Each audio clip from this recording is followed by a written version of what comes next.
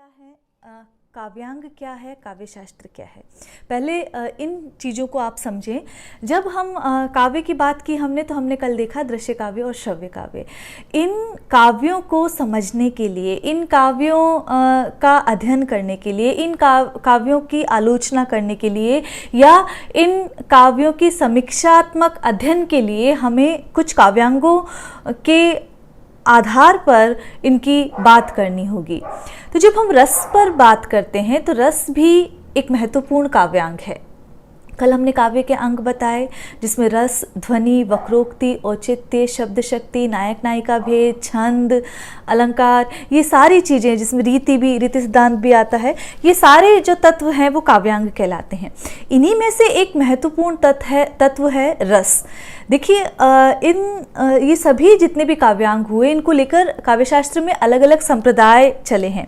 काव्यशास्त्र क्या है कि ये जो काव्यांग है उनकी जिन सैद्धांतिकी पर वो चर्चा करता है वो काव्यशास्त्र है। ठीक है, तो काव्यशास्त्र में इन सभी काव्यांगों की सैद्धांतिकी पर बात की गई, इन संप्रदायों के उद्भव पर बात की गई, इसके कौन प्रवर्तक रहे हैं और कौन इस परंपरा के आचार्य रहे हैं, उन पर बात करने की चेष्टा इसमें की गई है काव्यशास्त्र में। तो वहीं रस संप्रदाय भी आता है। देखिए, जब हम ये देखें, जैसे कि हम जानते हैं कि जो काव्यशास्त्रीय परंपरा है वो संस्कृत साहित्य से प्रारंभ होती है और फिर हिंदी में एक टीका के रूप में पहले आती है। वहाँ पर कुछ मौलिक प्रणयन वहाँ पर नहीं किया गया है। तो जो मौलिकता है वो संस्कृत से हमने उधार ली है अगर हिंदी काव्यशास्त्र की बात करें। हालांकि आधुनिक परिप्रेक्ष्य में बात करें, जब वैज्ञानिक दृष्टि से जब हम बात करते हैं तो वहाँ पर जो ये रस सिद्धांत है उसकी नवीन वहाँ पर व्याख्या करने की हमें ज़रूरत पड़ जाती है। लेकिन फिलहाल हमें पाठ्यक्रम की दृष्टि से रस को समझना है। तो रस के जो प्रारंभिक आचार्य कौन हैं, आदि प्रवर्तक कौन हैं, इस पर हम बात करें तो ये प्रश्न बहुत विवादास्पद है कि उसके आदि प्रवर्तक कौन हैं। लेकिन यदि आचार्य परंपरा की दृष्टि से देखें तो भरत मुनि कृत नाट्यशास्त्र जो है, उनकी रचना नाट्यशास्त्र जो है, उसके आधार पर हम भरत मुनि को रस के व्याख्याता आचार्य कह सकते हैं। देखिए, रस वो लेकर नहीं आए हैं, रस तो बहुत पहले से यहाँ मौजूद है। वेदों में बात की गई है, सामवेद में बात की गई है और रस नाना रूपों में, नाना परिभाषाओं में मौजूद रहा है। लेकिन उन्होंने, भरत मुनि ने अपने नाट्यशास्त्र में इस तत्व की पहल व्याख्या की है, उसको परिभाषित करने का प्रयास किया है। तो इस दृष्टि से हम आचार्य परंपरा की दृष्टि से भरत मुनि को जो प्रथम व्याख्याता आचार्य और उनके ग्रंथ जो नाट्यशास्त्र है उसको रस निरूपण का हम प्रथम ग्रंथ मान सकते हैं। तो वैसे यदि हम देखें तो जैसा कि मैंने कहा, रसों का व्यावहारिक रूप वैदिक वाङ्मय में मिलता है, रामायण महाभारत जैसे लौकिक ग्रंथों में मिलता है और उसी के साथ नाट्यशास्त्र में भी वहाँ मिलता है।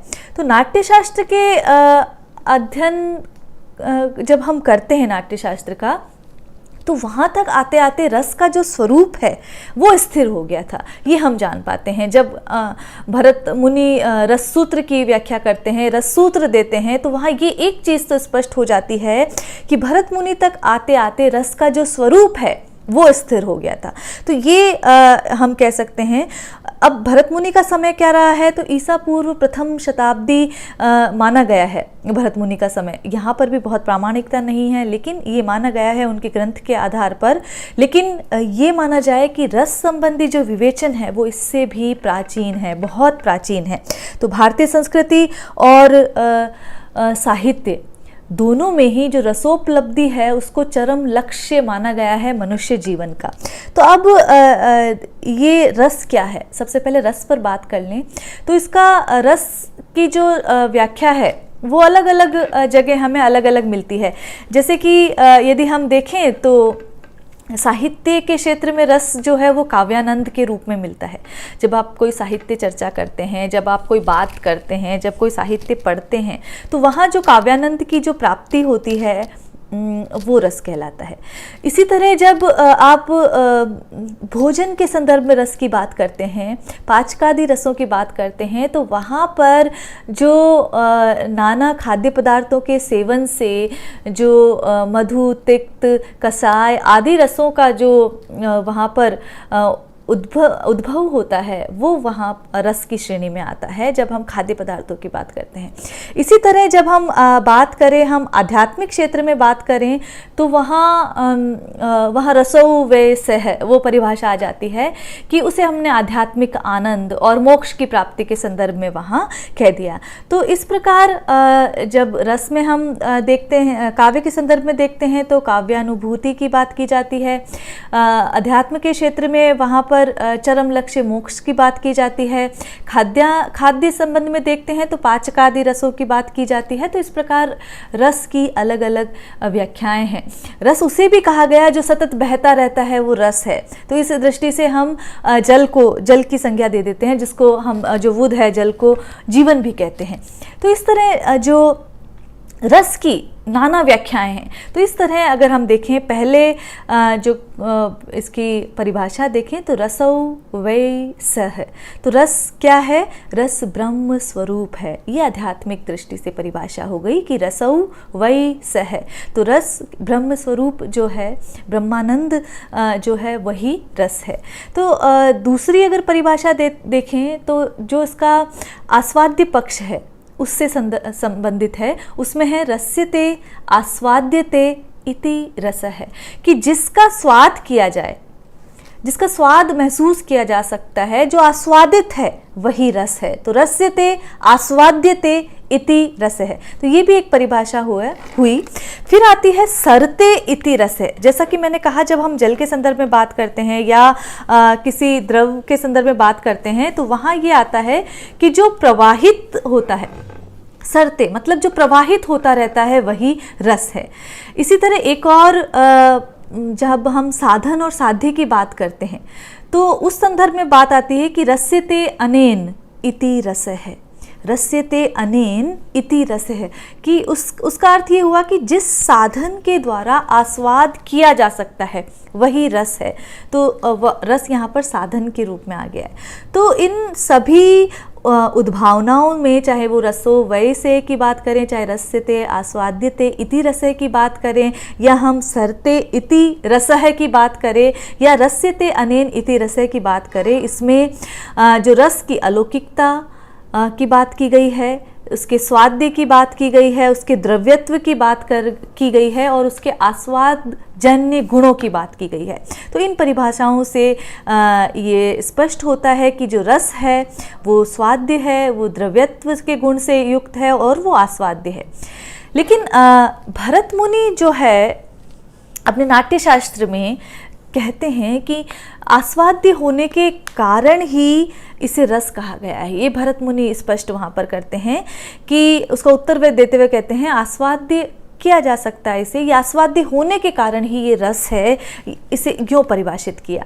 तो वो कहते हैं आगे कि जिस प्रकार नाना भांति के व्यंजनों से युक्त होकर, जिस प्रकार नाना भांति के व्यंजनों से युक्त होकर या सुसंस्कृत अन्न को ग्रहण कर कोई व्यक्ति रसास्वादन करता हुआ प्रसन्नचित्त होता है, उसी प्रकार प्रेक्षक, दर्शक, सामाजिक या प्रमाता, ये सब जो व्यूवर है, जो श्रोता है, जो दर्शक है, उसकी बात हम ये विभिन्न संज्ञाओं से कर रहे हैं। उसे सामाजिक भी कहा है, उसे प्रमाता भी कहा है। तो उसी प्रकार प्रेक्षक या दर्शक या श्रोता अभिनय के द्वारा व्यंजित आंगिक या सात्विक भावों से जिस रस को अनुभूत करता है, वही रस है, वही काव्यानंद है।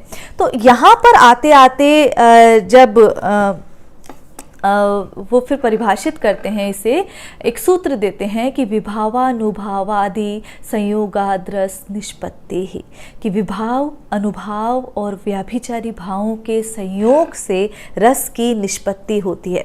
तो ये यहाँ पर रस सूत्र वहाँ पर पहल लेकर आते हैं, और वो इसे स्पष्ट करते हुए कहते हैं कि जो प्रमाता है, जो सामाजिक है, वो अपने ही हृदय में उपस्थित स्थायी भावों को जब वो देखता है, नाटक या काव्य आदि में वर्णित विभिन्न आंगिक चेष्टाओं को, विभिन्न सात्विक अनुभवों को, उनके माध्यम से विभाव अनुभाव आदि कारणों से उसी के भीतर का जो रस है वो वहाँ पर प्रबुद्ध हो जाता है और उससे वो रसास्वादन करता है। तो यहाँ पर देखिए ये रस सूत्र बहुत महत्वपूर्ण है। मैं स्क्रीन पर अभी लिख देती हूँ। विभावानुभाव व्यभिचारी संयोगाद रस निष्पत्ति। तो ये बात इन्होंने कही। देखिए रस केवल ऐसा नहीं कि रसवादी आचार्यों ने ही इस पर बात की। जब हम आचार्य मम्मट की बात करते हैं तो वो कहते हैं कि लोक में रति आदि चित्त वृत्तियों के कारण कार्य और जो सहकारी भाव होते हैं वे ही काव्य और नाटक में क्या कहलाते हैं? विभाव कहलाते हैं, अनुभाव, संचारी या व्यभिचारी भाव कहलाते हैं। तथा उन विभावादि के द्वारा मतलब विभाव, संचारी भाव और व्यभिचारी भावों के द्वारा व्यक्त होकर ही स्थायी भाव जो है वो रस कहलाता है। तो लोक में रति आदि जो स्थायी भाव है, रति, हास, शोक, क्रोधोत्साह, भयम तथा, ये हमने जो नाना स्थायी भाव जो माने हैं, लोक में जो भी ये रति आदि स्थायी भावनों के जो कारण हुए, जो कार्य हुए और या सहकारी भाव हुए, वही काव्य और नाटक में क्या कहलाते हैं? विभाव, अनुभाव या संचारी अथवा व्यभिचारी भाव कहलाते हैं। और उन विभावादि के द्वारा व्यक्त होकर ही जो स्थायी भाव, जो प्रमाता में है, जो सामाजिक में है, जो श्रोता में है, वही स्थायी भाव क्या कहलाता है? रस कहलाता है। तो ये मम्मट की परिभाषा है कि कारणान्यत कार्याणि सहकारिणी यानी चे विभावा अनुभावस्त कथ्यंत है व्यभिचारिण है। तो ये वो कहते हैं आचार्य मम्मट। इसी तरह अगर आचार्य विश्वनाथ की बात करें तो वो रस को कैसे परिभाषित करते हैं? आचार्य विश्वनाथ भी रसवादी आचार्य माने जाते हैं। उन्होंने जो रस की व्याख्या की है, बहुत रस सूत्र की एक नवीन व्याख्या की है, और वो कहते हैं कि विभाव, अनुभाव और संचारी भावों के द्वारा व्यक्त या प्रकट होकर स्थायी भाव ही जब पूर्ण या परिपक्वता को पहुंच जाता है तो उसे रस कहते हैं। ठीक है, तो यहाँ पर भी वही बात है, वो भी बात उसकी कर रहे हैं कि वहाँ पर उन्होंने विभाव की बात की। उन्होंने विभावादि मतलब विभाव, अनुभाव और संचारी भावों के द्वारा प्रकट होकर स्थायी भाव ही पूर्ण परिपक्वता को जब पहुँच पाता है तो वो रस रूप में वहाँ परिणत हो जाता है। तो ये बात आचार्य विश्वनाथ कहते हैं। और अधिक परिभाषाओं को ना लेते हुए हम अब रस के यदि जो सत्वोद्रेक खंड, स्वप्रकाशानंद, चिन्मया, उसकी बात करें तो वहाँ पर उन्होंने रस की जो विशेषताएं बताई हैं, तो पहला जो है सत्वोद्रेक खंड, तो वहाँ रस का उद्रेक होता है, सत्व का उद्रेक होता है, रस का उद्रेक होता है, और वो इस प्रकार होता है कि प्रमाता के हृदय में रजोगुण या तमोगुण से रहित जो मन है वहाँ केवल और केवल सतोगुण का उद्रेक होता है। तो सतोगुण की उपस्थिति में जो सामाजिक है वो लौकिक राग और द्वेष से मुक्त हो जाता है, उससे परे हो जाता है, और व्यक्ति कैसा हो जाता है? उदार मना, विशाल हृदया हो जाता है और परिष्कृत रुचि वाला हो जाता है। तो यहाँ पर ये ध्यान देना चाहिए कि जो रसास्वाद होता है वो ऐन्द्रिक उत्तेजना रहित होता है और पूर्णतः सात्विक होता है। तो और वहाँ पर यह मेरा है और यह अन्य का है, ये भेद वहाँ पर लोकजन्य भेद नहीं रहता है। दूसरी बात, जब हम बात कह रहे हैं, जब हम विभावादि इसकी सूत्र की जब बात कर रहे हैं कि विभाव, अनुभाव, व्यभिचारी, संयोगाद रस निष्पत्ति, लेकिन जब रस की अनुभूति होती है, जब रस को महसूस किया जाता है तो वहाँ पर उसे अलग अलग नहीं महसूस किया जा सकता है कि हाँ अब विभाव को महसूस किया जा रहा है, अब अनुभाव और अब व्यभिचारी भाव। रस की जो अनुभूति होती है वो अखंड होती है।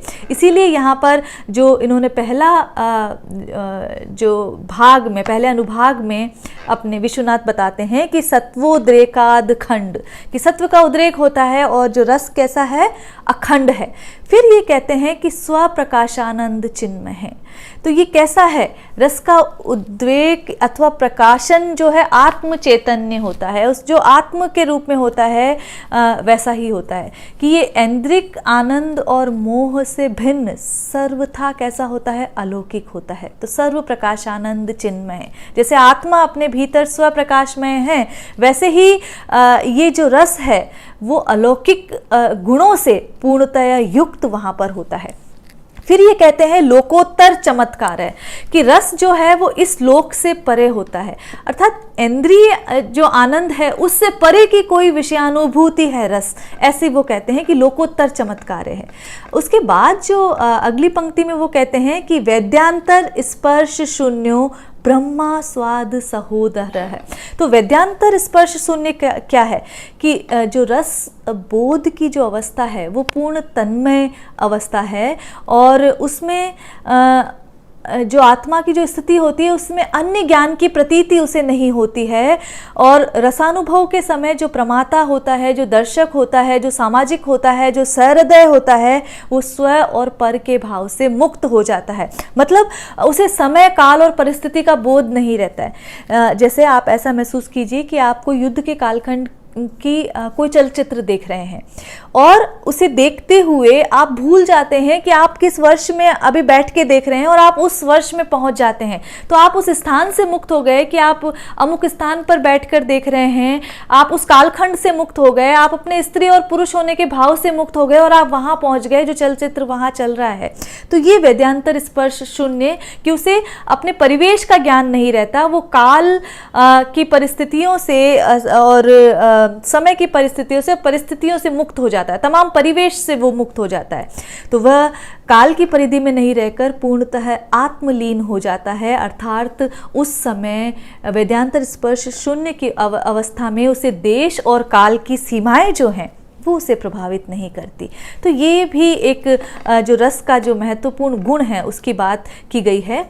फिर इसमें ही हम बात करते हैं वेद्यांतर स्पर्श शून्य ब्रह्मानंद सहोदर, अर्थात रस कैसा है?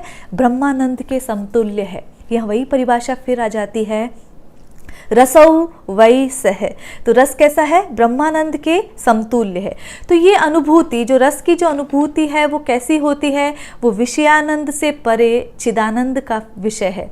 वस्तुतः बार बार हम ये कह रहे हैं ये आत्मा का विषय है, ये इंद्रियों का विषय नहीं है। तो इस प्रकार जो रसानुभूति है उसको अलौकिक, दिव्य और कैसा माना गया है? आत्मिक माना गया है।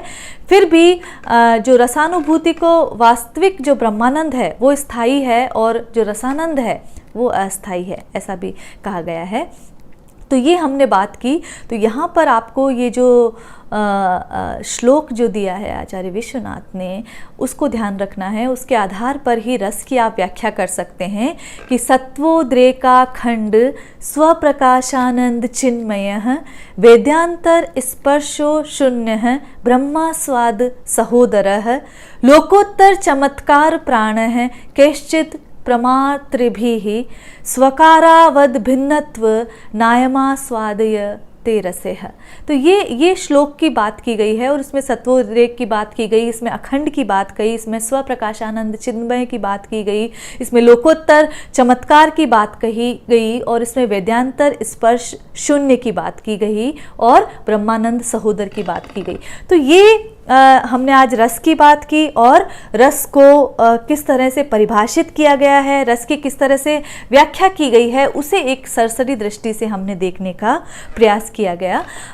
आगे का जो व्याख्यान होगा उसमें हम रस के अवयवों पर बात करेंगे। आज के लिए इतना ही। नमस्कार।